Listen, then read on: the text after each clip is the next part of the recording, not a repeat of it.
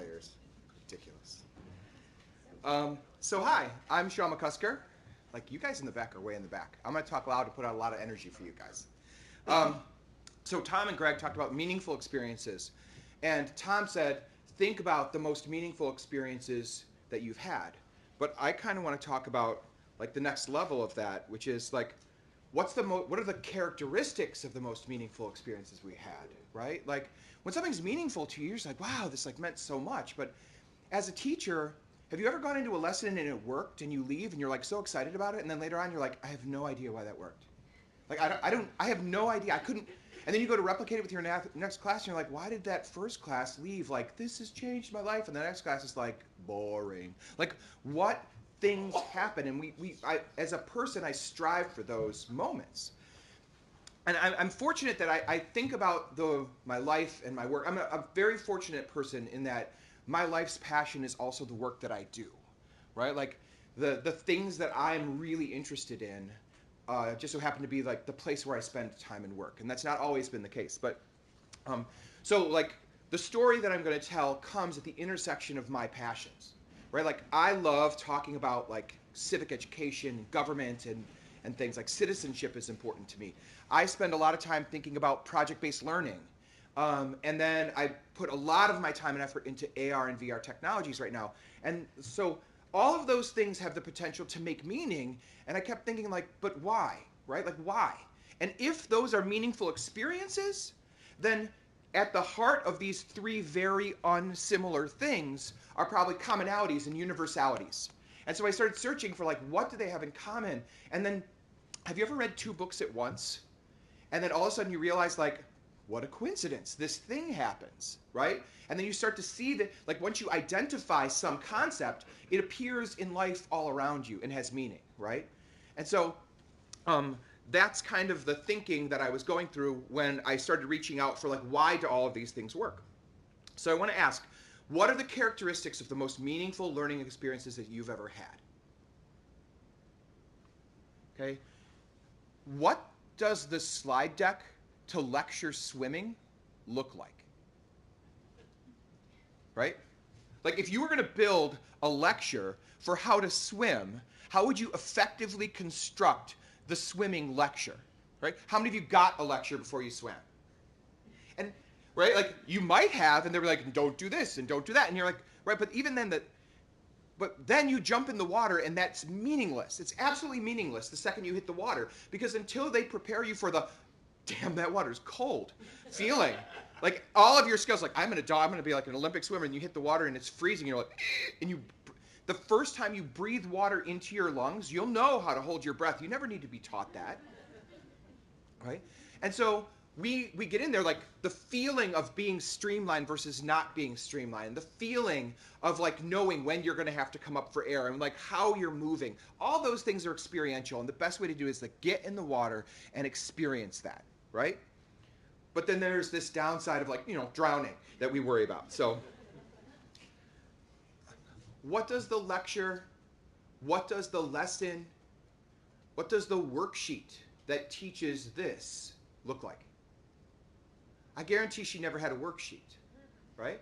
Because I have a student who's a dancer, and she just had her 30th birthday, so she's recommitted herself to dancing. How we've done that, like, oh, I'm old, I better do those things I did as a child again. And she was talking about the way her knees felt as she tried to spin. And she was like, just like on her Instagram account, she's like, and it like physically hurts, and like, oh, but I remembered it, and my body just knows. And so like there's certain things that we do where like your body just knows, or your heart just knows, or your mind just knows. There is not a lecture for this. There's no slide deck that's going to make me this graceful, right? And we could do other examples of that. My favorite one is this, like, think of the complexity of riding your bike. Think about when you learned that when I press down on the pedal with this leg, I have to push my body the other way because I'm working against my balance. So then every action has a comparable action. And as you press down, you lean over, and as you steer this way, you can't just steer this way or you fall to the ground. Think about when you learned that what you stare at, you go to. So when you're riding your bike and you see a mailbox, if you see that mailbox, you're going to hit that mailbox. You want to look where you're going to go, right? Like my son, that was the hardest concept of riding a bike. He took to the bike perfectly, but he would stare at his fears, and then they would become a reality, and he hit the mailbox. And so, and it wasn't like, but like that experience for him was like, oh, it's not the thing I thought it was. Because what we do in reality is never what we think it is when we dive into an experience. Right?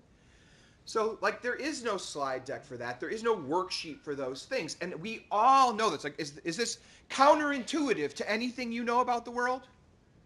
Can we just talk about where did you learn more? In the classroom about driving? Or when you were behind the wheel of the car?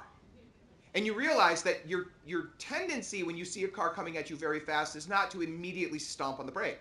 Like you're like, like you gasp, and you have to turn that into the appropriate action. So I reached out and I wanted to know why. Like why do we know these things, but that's not what we do in the classroom? But I also then had another experience. So I was getting into AR/VR technology, and I went and bought a cheap pair of AR/VR goggles, and I downloaded some apps from the Google Cardboard app, and there's one called Within, and within it are these 360 video experiences. And it's not super high def. So you put it on, but one of them was this yoga instructor talking about breathing and breath and like how breath is connected to life. And she had that super chill yoga voice, and you're all like, whoa, right, mellow. But you're underwater and you're looking around, and I was in my kitchen. No one was. Don't do this when people are home. You'll be embarrassed.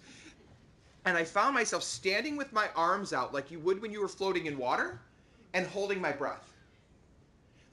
And I kept being like, why are you holding your breath?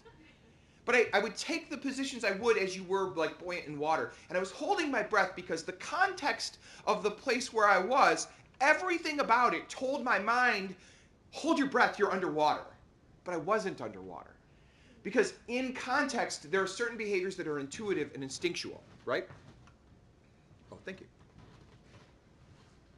So as I'm holding my breath, I went looking. I reached out to some people, and a good friend of mine's like, you need to read the works by this guy.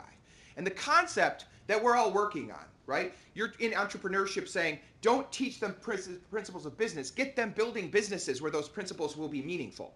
And you're in deeper learning. You're not saying like, let's lecture better. Like, have you talked about like the power of slide transitions for your educational experience? Because I would have to say that there was a period of my time where I'm like, there's transitions between my content lists, right? And like that was very real for me. And no judgment, but like now I thought more about like, if you want to learn how to be a citizen, be a citizen. If you want to learn how to swim, then swim. And that's key to this process. So situated cognition suggests this. It suggests that knowledge cannot be separated from the context or the situation where it is acquired. When you're underwater, like teaching about holding your breath, when you're underwater, you're going to know. Like you're going to hold your breath. It's going to happen. That's situated in context. The content cannot be separated from the situation and context with which it takes place. Right? Like swimming in a pool is different from swimming in an ocean. Different context. And as you change context, you completely change the meaning and understanding of what it is that you're trying to do. Right? So, in other words, learning does not happen in isolation from other people or our environment. We learn in and from specific interactions, right? It's the interaction that teaches us. Like the content is like so secondary to the experience. It's such a residual portion of being in the place. Like we could talk about the way you go to a store and pay for groceries, but have you ever handed 20 bucks to your kid and been like, go pay for that? And they're like, I don't even want it. Like, never mind. Because of the social experience of it, the anxiety of it, like did I get my change right? How does this work? And like as a little kid, when you see little kids learning, like, they know what they have to do. They've gotten the lecture on how to do it. Now they actually have to experience it. That's the hardship. Once you've done something, it's so easy to go back there. Have you ever gone to an airport think about the first time you ever flew and what it's like to like go through security, get to the gate, hand them your ticket, sit in the right seat, don't stand in the aisle, you'll get glares from people, right? Like all of that. Like they know how to do it, but actually doing it's very, very different. So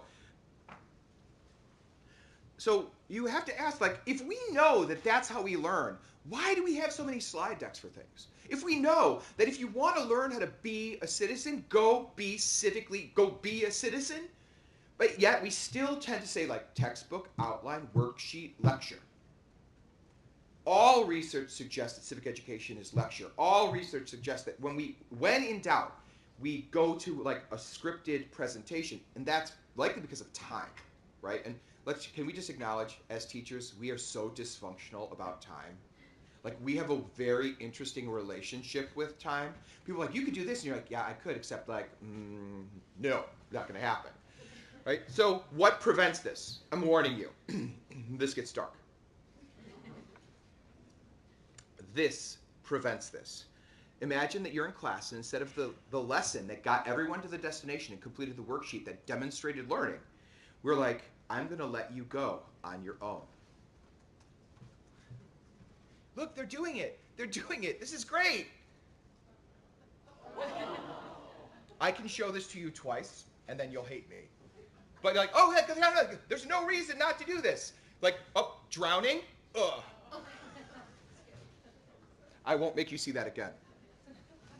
But when we let go, they can fail. They're skinned knees. And I don't want to pretend, I don't want the educational takeaway from this to be like, hey guys, everyone should drive kids into trees. But I do believe that the concept of the skinned knee in context is okay. It's okay to fall and scratch your knee, because that's where you like get whoa. I'm not saying that you should hurt your children. I'm saying that they should do things where they are going to fail and see like, oh, that's why. Now I can refine it because I'm going to, like, I know the right thing to do. In swimming, that's what happens. Like, you get in, you breathe in a little water, we spit that water out, and like you're back to swimming again. It's going to be okay, right? The other reason that we don't do these things is because of something called the grammar of schools. Like, I did a keynote with Beth Holland. Anybody know Beth Holland? I feel around here it's likely. We did a keynote together, and we talked about like why innovation does or does not happen. The grammar of schools is this: as human beings, name one other profession where you spend 17 years exposed to a particular model, right? Like a beat and like a rhythm of how teaching works before you teach your first day. And when you want to change that beat and that rhythm, when you want to do something innovative, inside of you is 17 years worth of this is not how that happens, right? And so, yes, why didn't I just do this thing? And then you're looking like, why didn't I do more innovative stuff? Because every fiber of your teaching experience is influenced by the 17 years in the seat, which is why just changing rows out of classrooms is painful sometimes, right? Like, we went to whiteboards, so I thought we used chalkboards. Like sometimes those things that we're used to carry such a weight. It's not just giving it away. Like, we need to become this, right? This place where we're an orchestra conductor. Oh, good. I was afraid that they're all going to come in one at a time. The orchestra conductor never plays an instrument, but is so precisely responsible for the product that happens. They don't pick up the tuba. They don't go grab the violin. Can you imagine that? Where like they play individual parts. Imagine that all together. That, like, sometimes that's what we do as teachers. You have to have the conductor knowing to bring up the quiet instrument and to bring down the loud one and to like lengthen things. And like, I need a little bit more of you, like more cowbell, essentially, is what we're doing, right? And we need that. But if we are orchestra conductors and not showmen, then we're giving them, then it's on them to do things, and it's terrifying. Because before a workshop, as an instructor, as a professional instructor, my fear is always that you won't do it. Like you're not going to be like on board to go. And so in class, sometimes that's our fear. So project-based learning is about context. Like, they're doing things in context. The project forces you in context of a situation with a particular aim to do a thing. Civic education is about this. Like, I want to create citizens. So be citizens, right? Like, it's not about a better lecture. It's not about a better slide deck. It's not about a better, like, curriculum package. Like, oh, if we got this book, we'd be better. Like, that's not it. Get out, be citizens. Have you been engaged? And your school is a democratic institution of government if it's a public school. So what are the democratic processes for leadership that they are in, right? So the same thing is true of AR and VR. AR/VR is deep context. It creates a heightened state of attention. Bandura says, an altered, heightened state of attention. And can we create those heightened state of attentions? So this isn't new, though, because remember the Miracle on the Hudson? I'm going to say out, like, saying it's a miracle on the Hudson is an insult to the fact that that pilot spent his lifetime in a simulator doing that. He crashed that plane before. In a simulation where the buzzers go off, he doesn't know the situation that's going to present itself, he made the decision to crash in the river in less than 30 seconds. I want to say it's like 12 seconds. He's like, boom, nope, we're going in the river right now. Because he'd done it before. Because he'd had a breakdown in context without the expectation of what it would be, and he knew, not a miracle, experience that was provided for him. All right? So, the same thing is true of medical. The high school that my kids go to has a medical academy, and in that medical academy, they do high stress procedures where you make a mistake. I don't want to be the one that you make a mistake on. I don't want to be your experiential learning experience when you're taking out my appendix. But they can do it and have things go wrong and then rectify those situations. Experience the emotional load of when that happens. Right? Because so much of riding a bike is actually the emotion. Right? There's two kinds of kids. There's a kid who's like, let go, let go, let go. And then there's a kid who's like, don't let go, don't let go, don't let go. And that is purely based upon fear, not upon knowledge or ability. Archaeologists are doing this where they're scanning their archaeological digs because then they can have kids go and do something on an archaeological, recreate the dig. You're destroying a site, but you can record that experience. If you haven't watched immersive learning experiences, they will boggle your mind. Like, you don't watch the news and be like, oh, I'm crying often. But if you do immersive learning experiences, and there's so many of them, you can be on a roof with rooftop snipers in a war zone, experiencing what they're experiencing in 360. And it's unbelievably powerful. Some to the point where some were too powerful. I had to say, no, I have to edit this out. So what I'm asking you to do here as an end to this, so what can you do and go forth doing is, I want you to think about the lesson that meant the most to your kids. Think about the lesson that was powerful enough to have your kids leave in a state of excitement. And ask yourself, was the learning situated? Did you have the context and the culture of an experience within that experience? So when they left, they didn't just learn knowledge, but they had the emotional experience. And for me, I see it this way. If you know, when we sit at the door watching kids come into our classroom, it's not because we're checking did you remember the slide? What did slide 3 say? That's not what we're there for. We're there to check their emotions, their state. And we measure and we adjust what we do because we know the heart of the children in our classes. You show me a teacher who knows the heart of those kids, I will look in your eye before the class starts and you'll know. Because the way the kids look at you. And what this does is it marries the head and the heart in any situation. Take your content and feel the context, experience the context with which it happens. So if you go into your class and you can create a situated learning experience, this is what we can provide to kids to make a meaningful experience. Thank you so much.